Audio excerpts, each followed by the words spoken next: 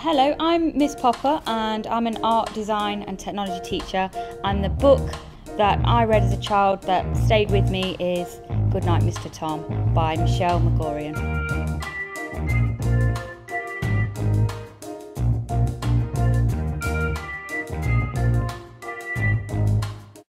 Okay, so Goodnight Mr. Tom is basically a heartwarming tale about the young William Beach, who is an evacuee sent from London to live in the countryside with the grumpy Mr. Tom Oakley.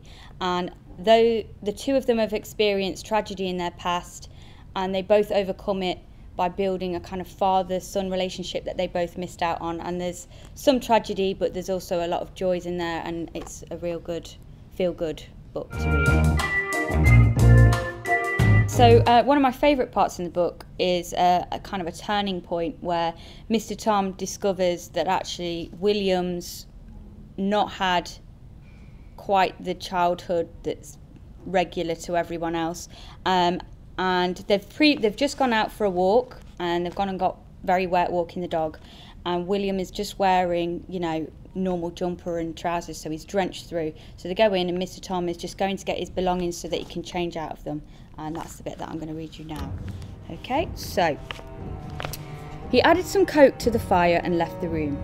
Willie hopped on one leg and then on the other in front of it. Steam began to rise from his jersey and his shorts. He heard the front door being closed, and Tom returned with his brown paper bag. He placed it on the table and took out the contents. There was one small towel, a piece of soap, a toothbrush, an old Bible, and an envelope with "To whom it may concern" written on it. He looked under the towel for some nightclothes, but there were none. He opened the envelope. Willie heard the paper bag being torn and turned to watch him. He knew the letter was from his mum. He checked again that his wet socks were pulled up and stood very still. "Dear Sir or Madam," it read. "I asked if Willie could go and stay with God-fearing people, so I hope he is. Like most boys, he's full of sin, but he's promised to be good. I can't visit him. I'm a widow and I haven't got the money. The war and that. I've got the belt in there for when he's bad, and I've sewn him in for the winter. Usually keep him in when I wash his clothes, and I got them special for the cold weather, so he should be all right. Tell him his mum said he'd better be good.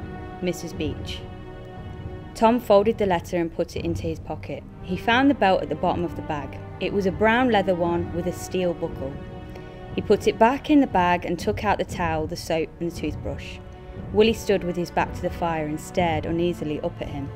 Tom was angry. "While you're in my house," he said in a choked voice, "you'll live by my rules.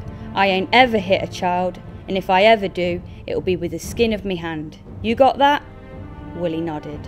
"So we can forget that old belt," and he lifted the bag from the table and took it out of the room. Willie turned to face the fire, his head bowed over the range. His shoulders felt tense and the top of the range hissed as a tear escaped from his eyes.